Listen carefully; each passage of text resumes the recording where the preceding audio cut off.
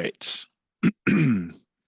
So happy to speak to you all about rainwater harvesting.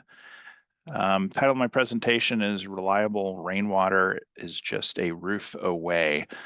And so what I hope to do by the end of this presentation is convince you that rainwater harvesting can be and is and could be a reliable source of rainwater, despite what you may have heard or may not have heard. And then also some interesting little tidbits about assessing reliable rainwater system. And then also ultimately, this work will result in posted spreadsheets that will allow folks different parts of the state to design reliable rainwater systems. And then of course, the spreadsheet itself, you could put your own information in it, own rainfall in it, which makes it a tool available for wherever in the state, the country, or for that matter, the world, if there's rainfall information available. My co-author is Ricardo Briones.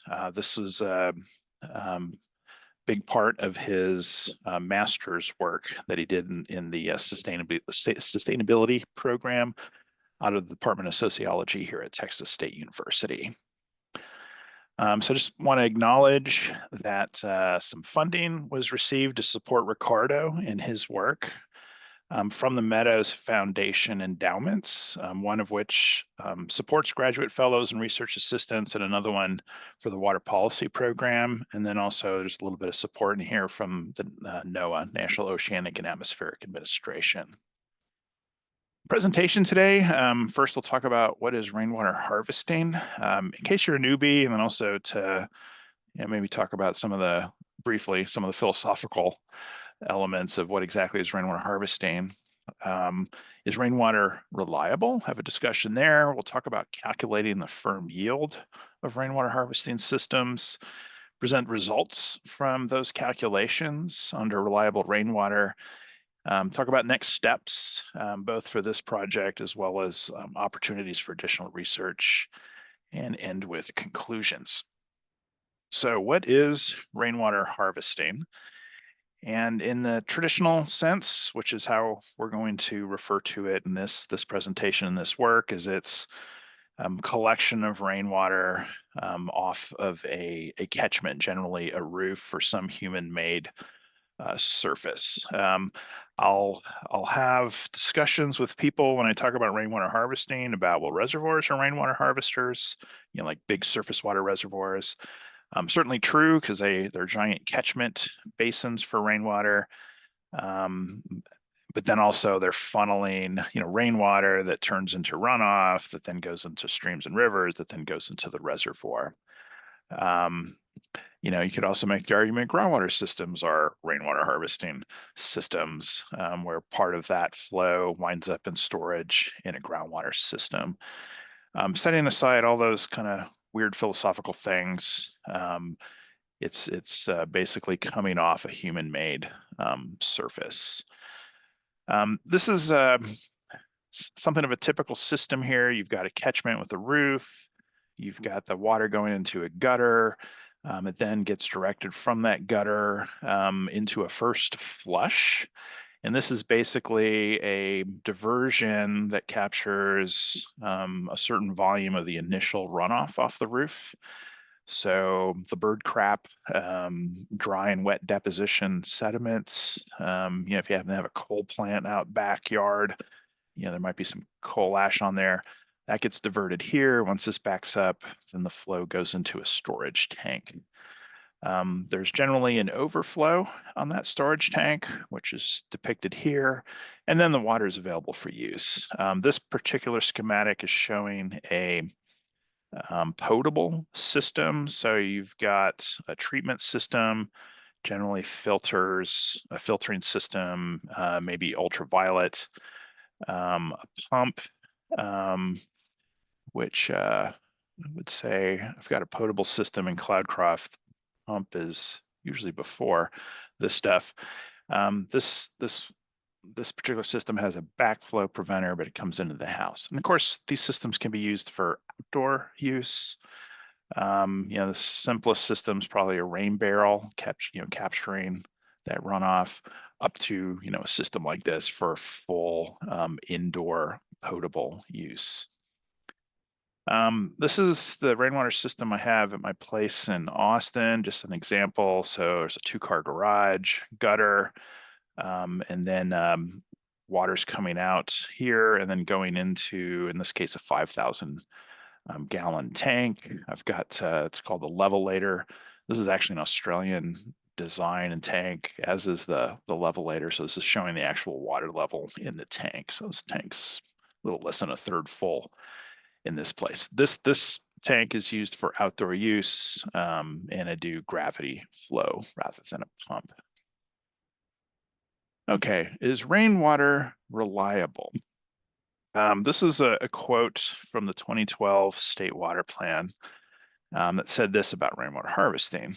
While it is often a component of municipal water conservation programs, rainwater harvesting was not recommended as a water management strategy to meet needs, since, like brush control, the volume of water may not be available during drought conditions. This is where the concept of firm yield comes into play. Firm yield is a concept associated with surface water reservoirs. And also it's the water planning we do in Texas that allows for supplies, reliable supplies during repeats of drought of record. And so, this statement here is basically like, it may not be available during drought. Therefore, it may not be a reliable source of water. Another interesting thing is, talks about it's often a component of municipal water conservation programs. And so rainwater harvesting does tend to often show up under the mantle of water conservation rather than water supply.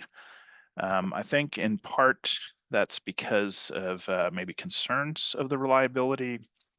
And then also I think in part because in urban settings, like for example, my system I just showed you in Austin, I'm conserving the original Austin water supply from Highland Lakes by using rainwater instead. So since this 2012, this is a quote from the 2012 plan, we did find that rainwater harvesting does show up as a strategy in the plan. I was at the board back in these days, and in talking to the planners, particularly grumpy engineers, it's like, if it's not reliable during drought, then firm yield is zero. And they would even argue it shouldn't even be included as a strategy in the state water plan.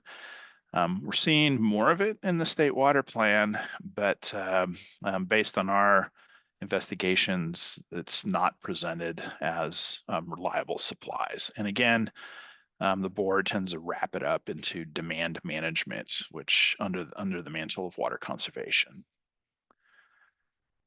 In the most recent state water plan, this is how they define firm yield: the maximum water volume a reservoir can provide each year under a repeated drought of record, using anticipated sedimentation rates and assuming that all senior water rights will be totally utilized in all applicable permit conditions met. So this is a very surface water specific definition.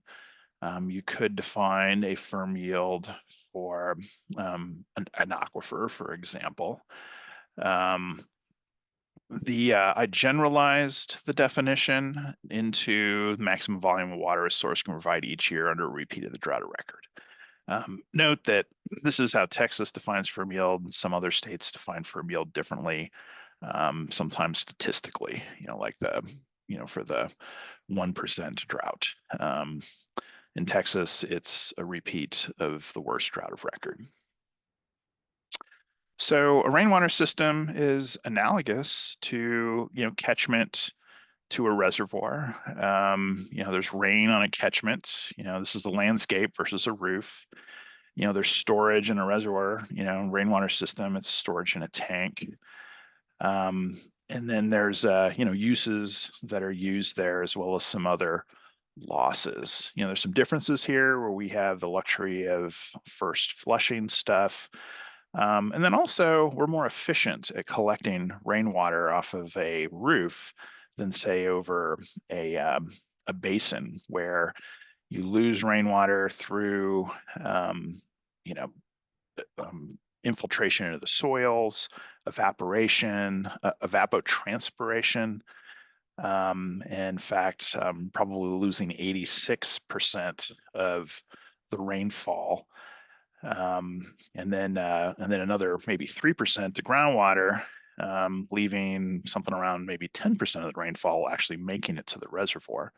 Where here, the vast majority of the rain that falls on this roof is getting into the tank. So there's a benefit there.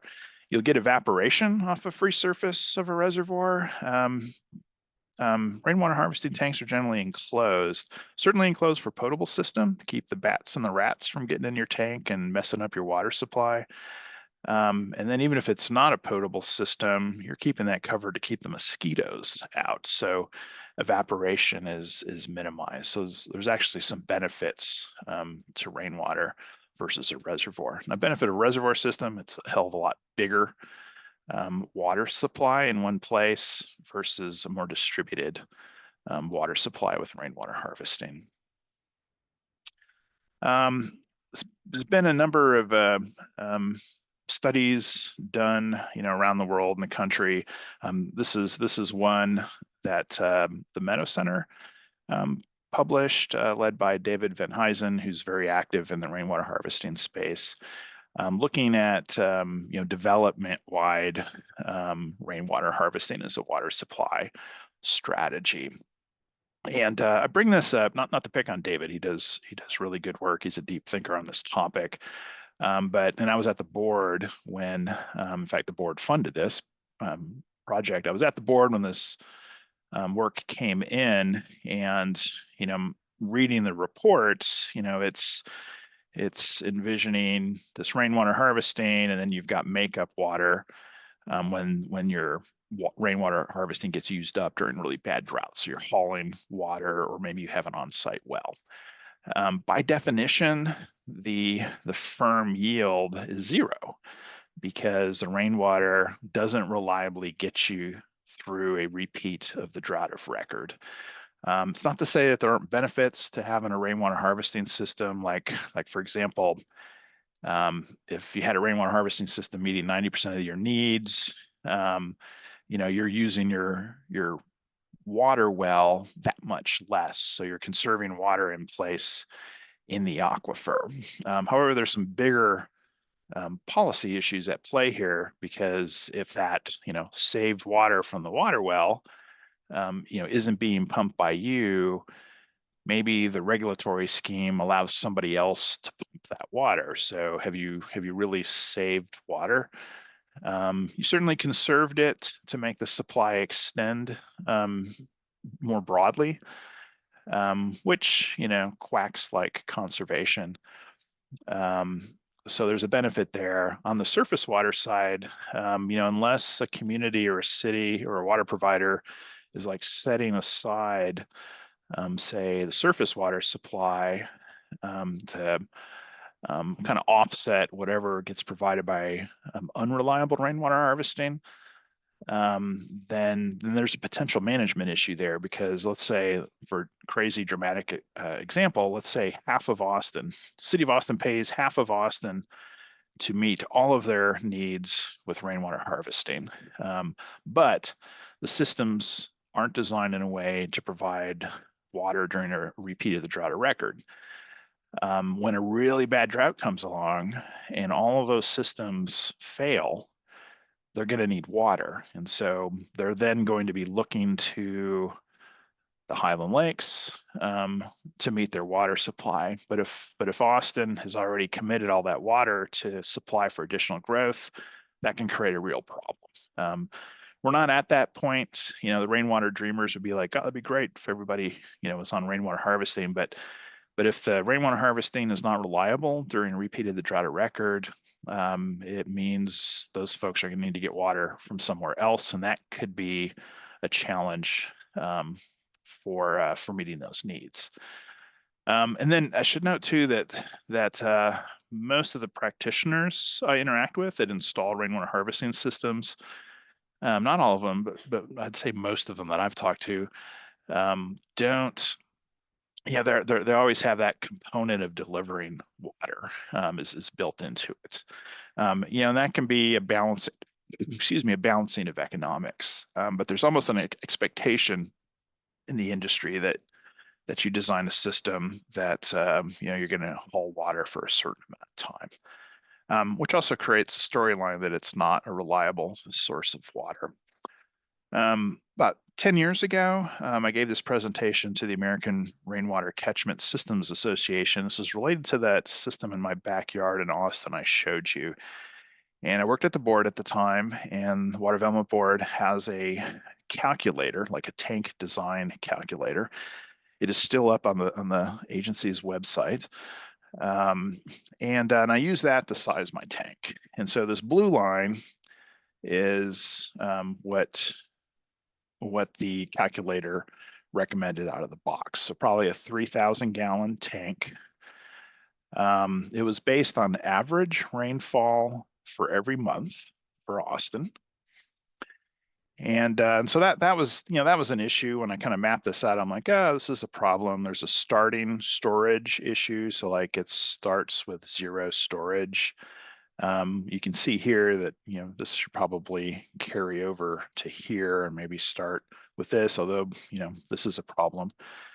But increasing the tank volume, I was able to lift these average monthly values up to where I had enough water for the full year, which is about a 4,000 gallon tank instead of a 3,000 gallon tank. Now, again, these are based on averages. So I asked myself, what does average mean in Texas for rainfall? There's no such thing as average. Furthermore, it's like really interested in what the supply is during droughts. And that tank, the goal was to not use any city water outside. So I geeked out, modified that calculator to take daily rainfall with assumptions of use. And again, this is outdoor usage, so seasonal summer usage. Took that daily use, put that into a spreadsheet, and basically came up with I need 8,000 gallons of storage to make it through these droughts. Now this hits 0, but it's like it goes to 0 and then it rains the next day. It goes to 0, rains the next day. So this told me that's like, there's something not quite right with this calculator. It could be misleading some folks on what the reliability or what their storage needs to be. Ultimately, I went with 5,000 gallons because I had to gone to 10,000, which would have doubled the cost from 5,000. So I made an economic decision. But with a 5,000 gallon tank, it would fail during a few months, the drought of the 50s, and then 2009, interestingly enough. So I had in the back of my head that at some point, somebody needs to do a better job of this type of calculation using daily data. Didn't make it happen when I was at the board, and then I've had the dream of making that happen since I've been at Texas State, and that's what this study is about. So one question might be, why firm yield? Because I've been asked this question by some of the practitioners. It's 100% reliable. I put 100% in quotes because we can always have a drought worse than the drought of record. And when you look at the past data, you're not considering climate change. But presumably, firm yield is the current planning standard in Texas. You can avoid tank anxiety. So like even with our tank for outdoor use, when the tank gets low, my wife will remind me every day that the tank's low, the tank's looking low. And then imagine the anxiety you would have if you were relying on that rainwater for your indoor use. And so again, kind of ups the tank anxiety. Also, the cost of a firm system may minimize overall cost. Now, I talked about my system going from kind of what the board recommended to board's spreadsheet would recommend to a firm would double the cost, but also note that that's a seasonal usage. But there's also, like, when practitioners balance those costs, the economics are the cost of storage compared to the cost of hauling water. I would say that there's additional cost to when you run out of water. There's the anxiety cost. So how much do psychologists cost when you have really bad tank anxiety, or just the worrying? And then also it takes time to kind of deal with the issue that doesn't necessarily get included in there. At the very least, I feel like homeowners or users should know what the firm system looks like to see if that increase in cost is worth it or not. I also think the firm yield increases site, local, and regional resilience, and this is related to collecting rainwater itself, but then also how rainwater harvesting fits into the broader supplies. If it's firm, it's reliable. You don't need makeup water from another supply that also has a firm yield associated with it. So having 100% reliable rainwater systems just increases everybody's resilience. So let's talk about calculating firm yield. So step one, find a grad student. When I was been kind of trolling for grad students for a while over here, couldn't find anyone interested, and I kind of reached a point where I'd given up. I'm like, well, I'll just keep this on the list, and maybe someday. And then, kid you not, the next day, Ricardo Briones walked in my office and said he wanted to do some work on rainwater harvesting. I was like, have I got the project for you? This was us when we were going on a rainwater harvesting tour of Central Texas. Go take a look at some systems. And then this is at the Meadows Center, where we've got this beautiful tank behind us. So first up was a governing equation, and really this is just simple mass balance or a water balance. This looks complicated, but it's really not. It basically says the volume of the tank today is equal to the volume of the tank yesterday, plus the runoff off the roof, which is a function of rainfall, catchment area, and a runoff coefficient. So how efficient rain converts to runoff off the roof, minus the volume of the first flush, minus the volume of the daily use.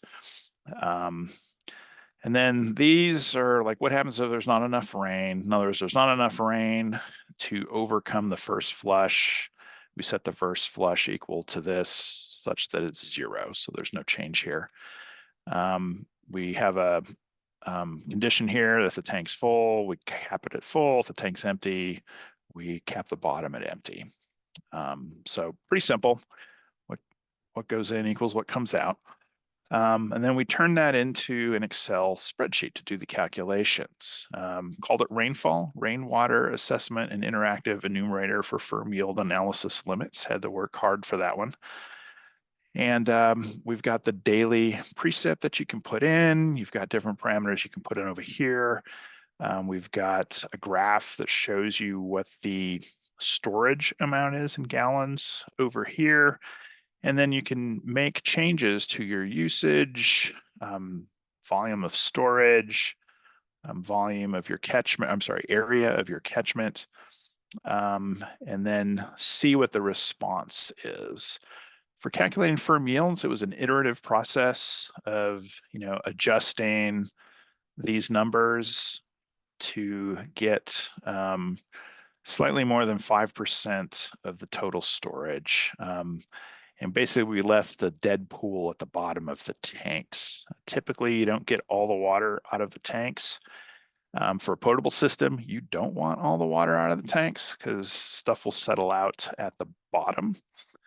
But that also serves, just like in real life, because reservoirs in real life have dead pools, that also kind of serves as an emergency supply. So it's a little bit of a buffer benefit there as well. So systems assumption, first flush is 50 gallons. And I put these little dots here to remind me to say that we're revisiting, we're doing a reanalysis of what I'm showing you today to where the first flush is a function of the roof area. To make an improvement to what we did. But for what I'm going to show you today, it's assuming no matter how big the roof is, it's 50 gallons for the first flush. Runoff coefficient of 0.92. So for every 100 gallons that falls on the roof, 92 gallons go into the tank or go into the system, because the all doesn't go in the tank because we've got 50 gallons in the first flush. We did a starting storage of 60% as an initial condition, but we tested for independence from the initial condition. By that, when we calculated firm yields, we made sure that if the starting storage varied, it didn't affect the final result. And if it did, we just noted it. 5% dead pool, we talked about that. There's another dead pool. Optimized to 3 significant figures. So if the storage was 90,000, we didn't do it 89,552. We would do it to 91,500, just to since we're going back and forth by hand. We have a version now that does an iterative calculation, but it's not reliable. So we don't anticipate releasing that to the public. We assume the catchment captures all precipitation. We assume no evaporative losses. And then snow, what's snow? Any of the precipitation that falls, we're assuming it's all liquid and it's all making it through the system. That does become more of an issue in the northern parts of the state. Analysis assumptions, we assumed a typical new home catchment of 3,181 square feet, single story home. You could argue that's on the large side. This includes eaves. This is based on kind of average home construction in Texas today. And again, we assume a full catch. In other words, all of the catchment on the roof is going into the tank. Typical occupancy of a home in Texas is 2.76 people. If you've got someone in your household and you're like, that person's not all the way there, that's that 0.76 person right there. We investigated a range of use from 10 gallons per person per day to 60. For this analysis, we did this. We realized later that it really doesn't matter what the water is used for, and got away from this per person day and just looked at general use. So when a Meadows report comes out, it'll look a little different than what you see here today. Determine that a reasonable system has 30,000 gallons of storage. Put reasonable in quotes because, of course, that's arguable. Here in Central Texas, a lot of the installers will it's kind of an assumption that if you put in a rainwater reliable house in the hill country, it's going to need about 30,000 gallons of storage. Yeah, 30,000 gallons of storage.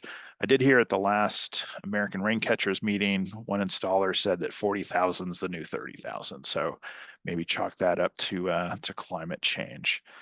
We also assume that there was no outdoor use. So this is consistent daily use.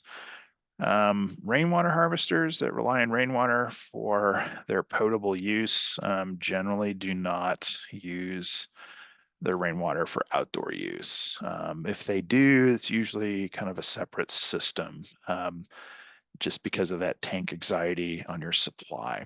We did not consider economics, so we're going with firm yield, regardless of balancing it with hauling water. And we use the available daily precipitation information that we could get from the National Weather Service. Generally, it's about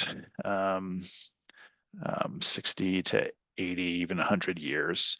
But that does vary. Sometimes, we didn't get good data during the 50s, during the drought of the 50s, but most cases we did get the drought of the 50s in there.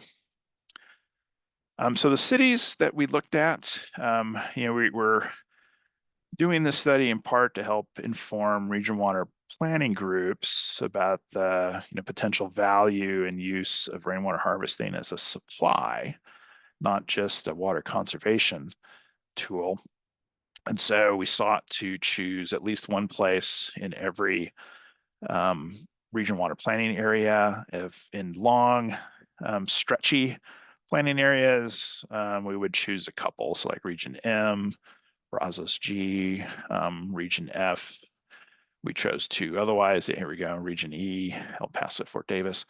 Otherwise, if it was pretty central Northeast Texas, we'd have loved a site in the middle, but that was the other controlling factor, was a site with a long-term record. So we wound up doing Texarkana.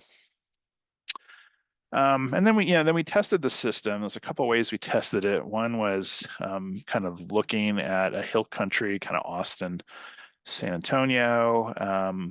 Did the 30,000 guesstimate that installers used, did it look like it conforms with that? And actually it did. And then also took a look here in Austin, where I've got a friend who lives in Bastrop, completely off the grid, and uses 10 gallons per person per day. He's only one person, as you might imagine, and he has like a 3,000 or 3,300 gallon, 3,000 gallon tank that he uses, that he said he's gotten through all these recent droughts in Central Texas. So we kind of used this to, of course, that's all hearsay and anecdotal. So we're kind of both if we took him at his word, testing if our spreadsheet worked, but then also seeing if he was full of crap. And it turns out he's not full of crap. He could probably even do a much smaller system. So here's a tank in Austin for 2.76 people using 10 gallons per person per day. Could meet those needs with 3,300 gallons of storage with that 3,181 square foot roof. You'll notice here we've got, again, we got 5% of storage. We monkeyed with the values, in this case, the tank storage, until this was above this, as low as we could get given the sig figs. And then we also calculate reliability. And reliability is the number of days with water divided by the total number of days in the record. And so firm yield, it's 100%, quote unquote, 100% reliable water. And so we see that here. Now that we have this model, you can kind of do some interesting things. And one thing, this was an accidental thing where I'm like, okay, I'm going to kick it up now to, I think 20. Let's see what it looks like. So I kick it up to 20, and you can see that the tank goes dry multiple times. In fact, there's 60 dry days over this record. But it's interesting too. I mean, there's definitely some episodes of quite a few dry days, but they're spread out through the whole area. And this is at 99.81% reliability. And these folks, would be hauling water each of these times. Now, they've been actually pretty reliable since, gosh, maybe 2015. They wouldn't have to have hauled water, but it's like a little bit more storage. In this case, 7,340 gallons more storage to meet 20 gallons per person per day with 0 dry days. So you can start seeing some interesting things pop out of this little spreadsheet model. All right, let's talk about reliable rainwater. So what we have here is the amount of use. Now this is no longer per capita per day. This is total use versus catchment area. So the catchment area goes higher for each of these versus different locations. And storage is fixed at 30,000 gallons. And then we limited the top catchment to less than 70,000 square feet, because you could just keep getting a bigger roof to meet your needs. There's, I guess, you wouldn't want a roof as big as Texas to meet needs for practical reasons, but you can keep making a bigger roof to catch more rainfall. So I've also ordered these from most amenable to rainwater harvesting to least amenable. However, all these places can have reliable rainwater, just depending on how much water you need. So, and how much roof area you can afford and how much storage you can afford or are willing to do. So obviously Houston's pretty easy to do with less than 5,000 square foot roof, through the full range of use. And then as we move towards less rainwater harvesting friendly locales, it gets a little harder. You need a lot more roof, but if you can keep your use down, I would say a water efficient household without being crazy water efficient can get by on 25 gallons per person per day. So let's say 3 people, 75, maybe round it up to 80 and make it easy to look. It's starting to become, pretty doable in Lubbock, Del Rio. You need quite a bit of roof to do it in El Paso, but maybe you can do your own community rainwater harvesting project by getting your neighbor's roof area, which I've got a friend in Austin that does that. So this is just simply showing using the tool to kind of look at what the potential is. If we zoom in with everybody on the same map, we cap out the roof area at 10,000 square feet. You can see here that, you can get quite a bit of water in our easternmost communities with reasonably sized catchment. And then there's kind of a big grouping here in the middle. And interestingly enough, Wichita Falls, we kind of go with the 80, it's 3,000 square foot roof. I mean, all these places can actually do pretty good. We've got a grouping here, Amarillo, San Angelo, Laredo, Del Rio, Lubbock. Becomes more of a challenge, and then of course, really becomes a challenge in the drier western regions. But it's not impossible. Also realized looking at this that like if there's a big box store that wants to use rainwater for flushing toilets and urinals, this tool could be used. You might have larger roof areas to create a reliable supply with 30,000 gallons of storage. These curves will look different if I kick the storage up to 40, up to 50, down to 20. Point is with the tools, you can put in whatever you want and kind of see what it is that you can achieve. These plots are now use versus storage with a consistent catchment. So the catchment is fixed. And again, I have them oriented from most amenable to rainwater harvesting to least. Here, all of these lines go until they don't work anymore. So with a fixed catchment, eventually you don't have enough rain to meet your needs, and there is no firm yield. And so you'll see that, like in Corpus Christi, we can get upwards around 130 gallons a day of firm supply, drought-proof supply. But nothing beyond that. We can't do anything beyond that. El Paso only has 1 point with this catchment. Around 30. So if my pal in Bastrop that lives off the grid had 2 other folks living with him that were use the same amount of water, he could do a system in El Paso with actually not that much storage, less than 20,000 gallons of storage. Here's that same data, again, zoomed in, capped out the storage at 50,000 gallons here, just to kind of look. Again, our eastern counties look easier to do. There's this grouping here, and there's kind of a big old group here. So again, just kind of depends on, like, let's say 40,000 is a reasonable tank size. I mean, there's a lot underneath this. It's like Midland, you could get 40 gallons a day. You're not going to do a full family with that, but again, you could increase your catchment. Maybe you're pulling water off the barn too, or maybe you build a lean-to pole barn for your classic car collection. You collect rainwater off and get enough rainwater. The point is that you can calculate these firm, reliable yields wherever you're at in the state. There's poor old El Paso. this is a map that Ricardo and I put together for Texas Water Trade, kind of inspired by them asking questions. And it's just showing firm yields for 3,000 square feet of catchment and 30,000 gallons of storage across the state. And we calculated each of these red dots. We were forced to go in New Mexico to kind of work out the contours. And so you can kind of see, that yield increases as you get over here. This is kind of interesting because things get tighter and all of a sudden it opens up again.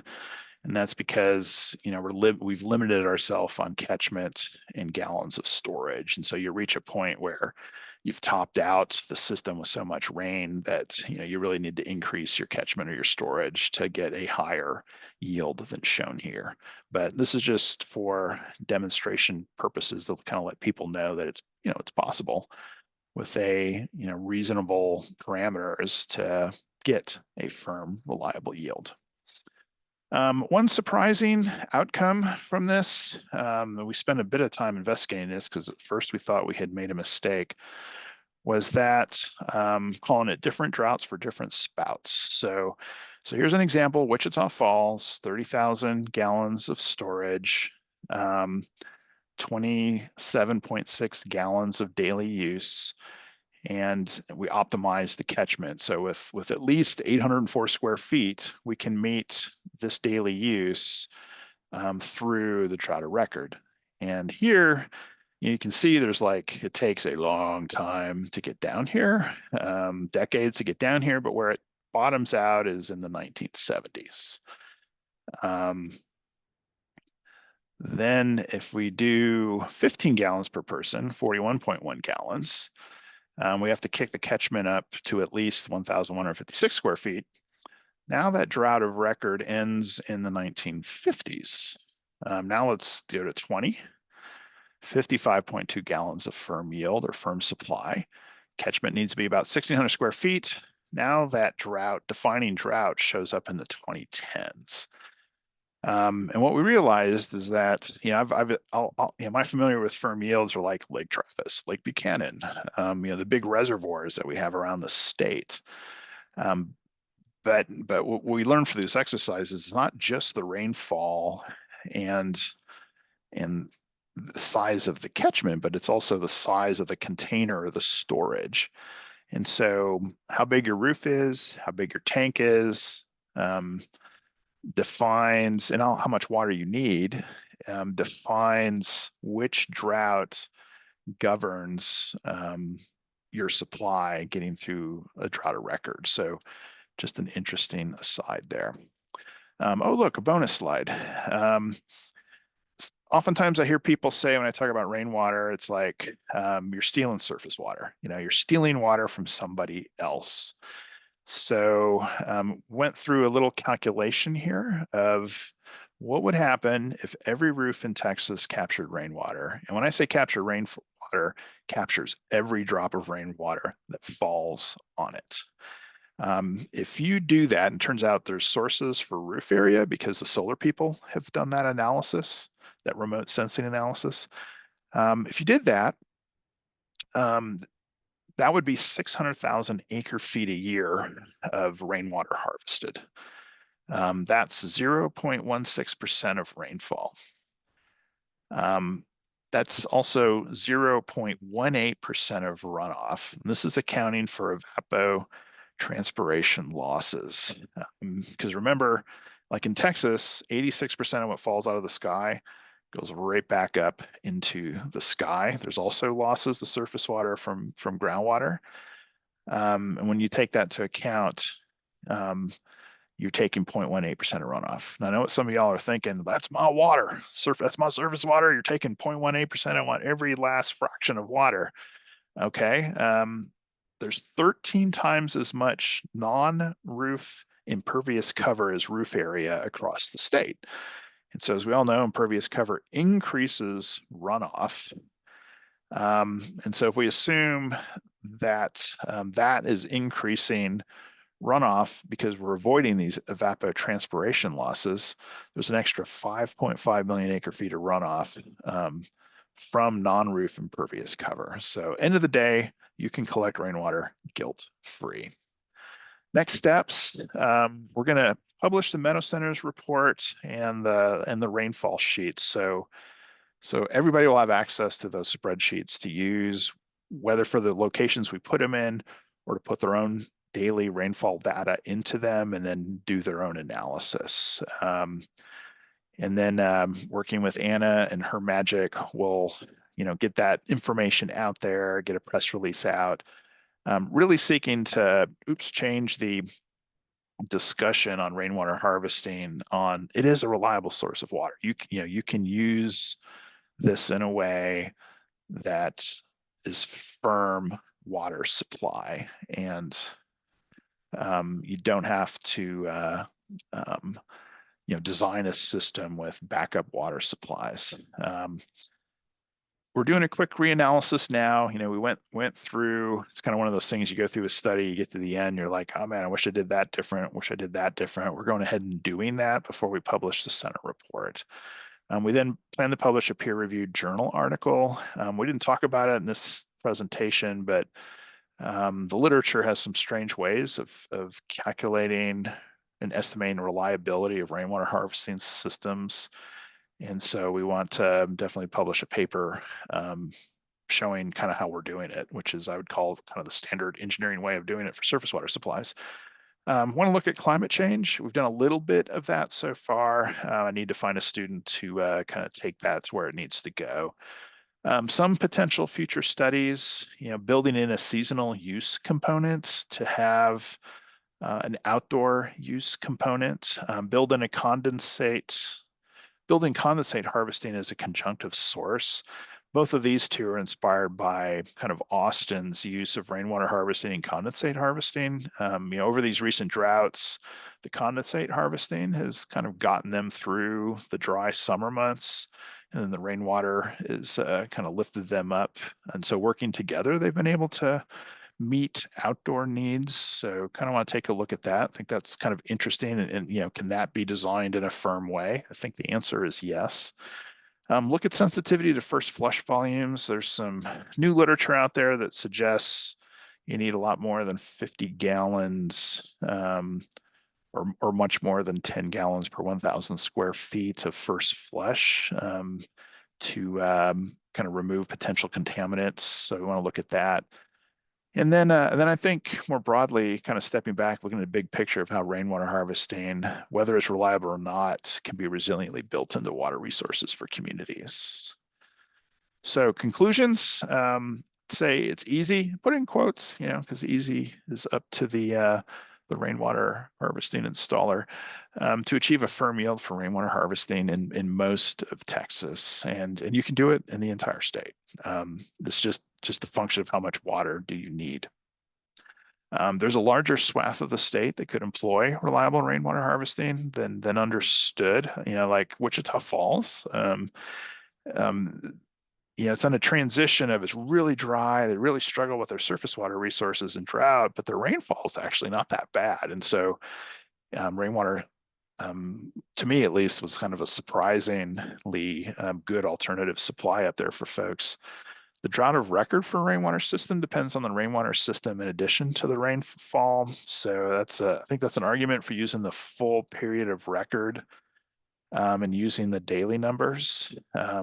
High reliability, less than 100% may mean frequent water hauling. So that's an argument for maybe designing these firm systems. And then finally, rainwater harvesting ain't stealing your surface water. And I think finally, the study shows that we need to change the dialogue on rainwater harvesting and talk about it as not a water conservation strategy, but as a water supply strategy that is available during repeats of the drought of record. And with that, I'm happy to take any questions. And I'd say you can go ahead and ask them, or you can put it into the chat. Robert. Let's see. Yep. Hey, yeah, Ron. this is Ron. So just one point, maybe you can clarify this, but my understanding was that Colorado at one time prohibited or discourage harvesting because rainwater was considered the state's water and had some regulations against that. The other is on your governing equation. Hmm. You have that efficiency, or what was that term? Runoff coefficient. Runoff coefficient. You seem to double dip because you said that was also that included the first flush, but you had first flush separately. It And doesn't. yeah, and when you're describing that, you said that there was no loss on the roof. You know, I have a metal roof and gutters, and when I have a gully washer, I lose water. You know, that doesn't get into my pipes and everything. It just That's just a poorly designed system, Ron. well, it is, but it's right at the point where there's two parts of the roof come together, so there's a huge amount of water that goes into the gutter at that point. So I lose it. So you I don't know if I didn't fully understand that coefficient or if it covers other things. Yeah, and I think I jumbled up my language there. So the runoff coefficient does not include the first flush. So the first flush is separate from the Okay. runoff coefficient. You're right. That is an assumption that everything that falls on the roof goes in. Like I've not seen anything come over my gutters at my house. However, my roof is pretty flat. So if you had a steep roof, you are more likely to get that wash off. So that's why I listed it as an assumption. Each roof and gutter system is different and therefore may require some adjustment. That would what you just described could be reflected in a runoff coefficient.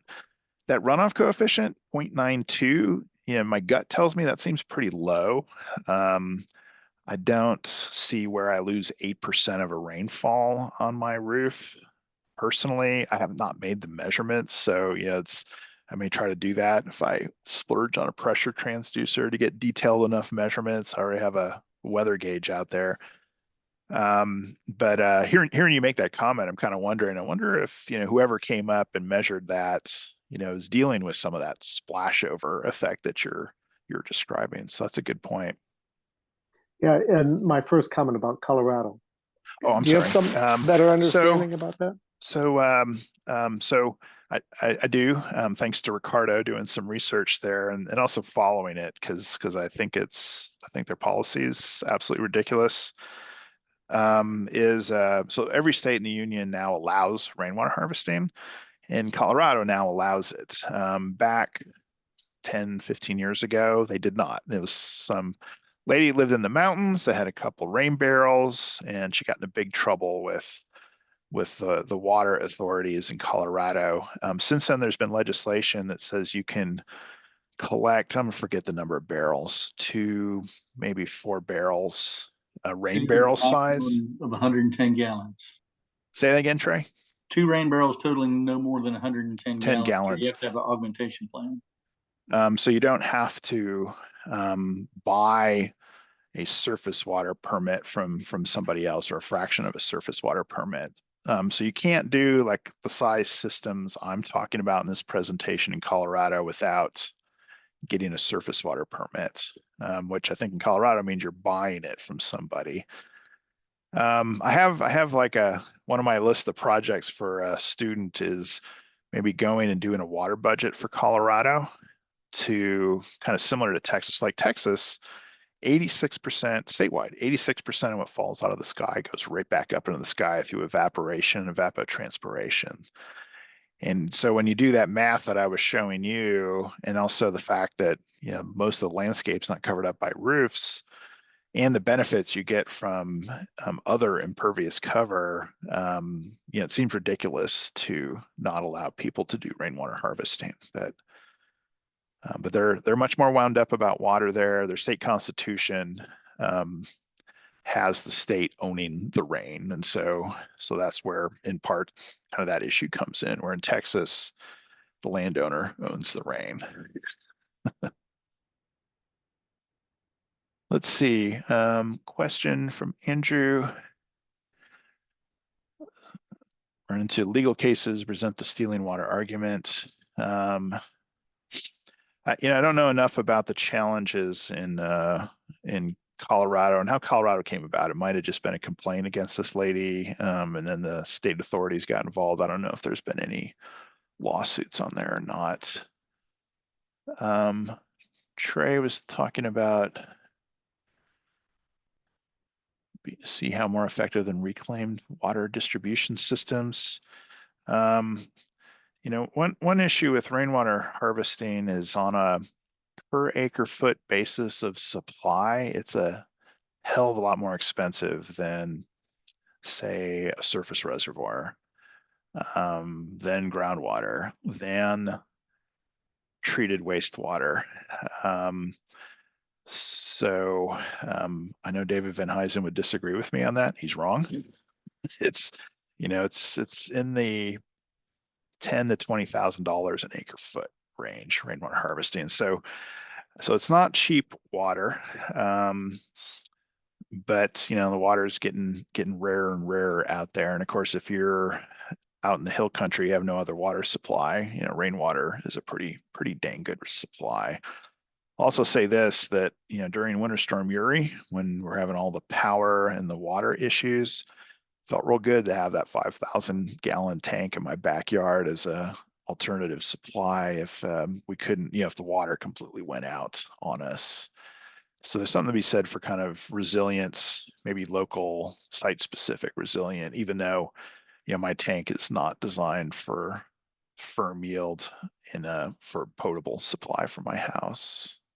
I just was asking in that point, knowing all the legislative work that y'all do, there's a component here that new development as we have all this population coming to 2070 to combine with biofilter collections to eliminate that first flush runoff, from impervious surface in parking lots to roof structures to, we have a lot of commercial codes now that are requiring subterranean storage of stormwater.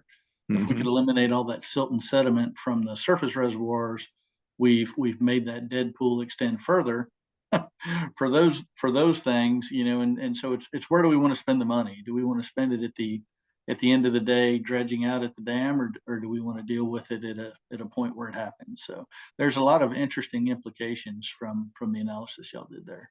Okay, yeah, no, that's a good point. And I'm certainly not arguing against first flushes for surface runoff or storm flow. I think there's an installer I spoke to a couple of weeks ago out in West Texas who was telling me he doesn't do first flushes on his potable systems, which I'm like, I'm not sure about that.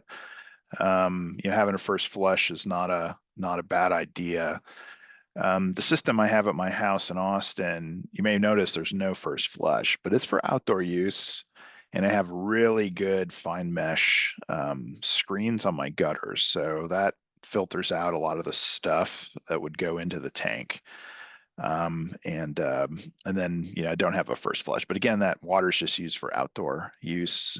I get up every once in a while and look down and see, and I can still see the bottom. It's a membrane tank. I can still see the bottom of the membrane. So and rainwater, it's pretty dang clean to begin with.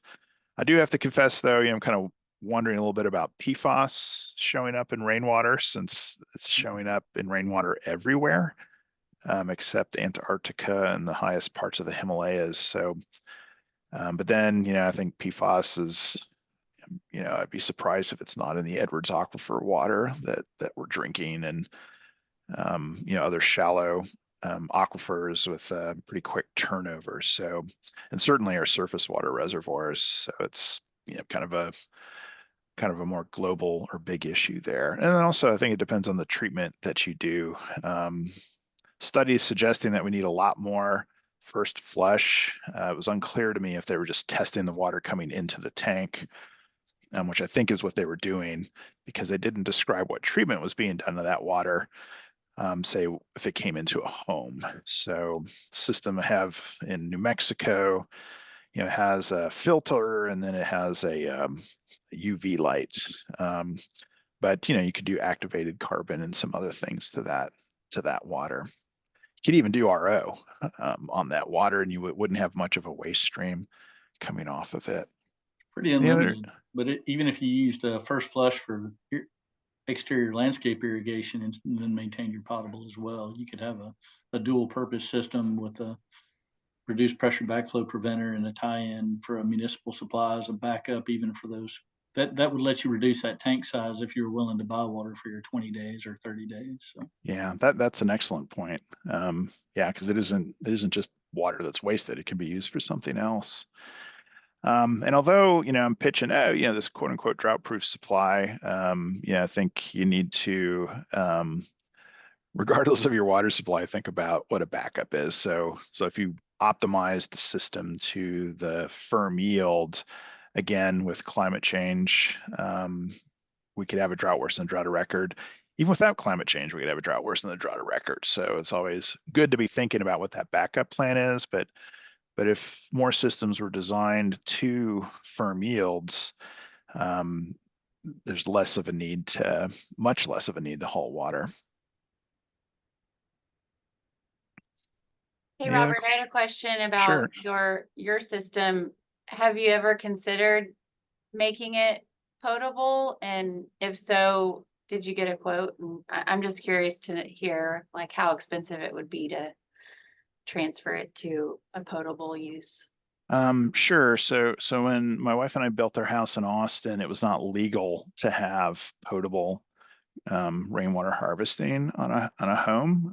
So I never looked at it. If it'd been legal, I would have looked at it. You can do it now because state law changed such that it prevents cities from forbidding potable rainwater harvesting systems. Um, it's theoretically possible with the system we have now. We'd have to do some crazy plumbing, but it's certainly within the realm of possibility. We'd have to put in a backflow preventer. Our system right now, it does not, it's unpressurized, so we don't have to have a backflow preventer, which adds a bit of additional cost and then maintenance in terms of inspections, I think maybe once every 2 years. The other thing with kind of indoor potable is, the volume you would need to meet indoor supplies reliably. And so you're talking probably 10,000 to 15,000 gallons of storage per person. So for the two of us and 8 cats, probably looking at 20 to 30,000 gallons of storage. Those are some big tanks, which then start kicking in issues with impervious cover, interestingly enough, and as well as the roof area. However, like if you were designing from scratch, you could design a house with storage, with a roof that's amenable to capturing all the rainwater off, and then be able to bring that water indoors. But you're looking at probably $1 to $2 a gallon for a potable system, is my guess. Let's see, a question from Priyanjali on examples of rainwater harvesting projects at public schools around Texas. If they're using it as drinking water, flushing toilets. So yeah, there's the Wimberley One Water School that Meadows Center's been involved in is using rainwater harvesting to meet non-potable needs indoors. So they only use the quote unquote city supply for drinking water. Yep, Christina just posted it in there. Rainwater is also used for fire suppression. So they got some big, beautiful tanks out there for all that. And they also collect condensate harvesting.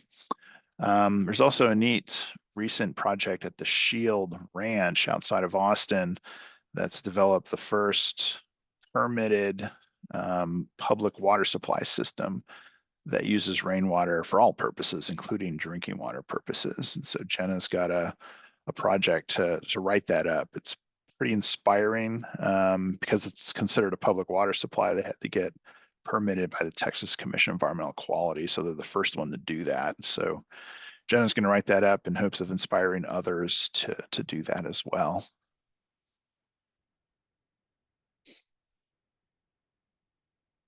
Any other questions?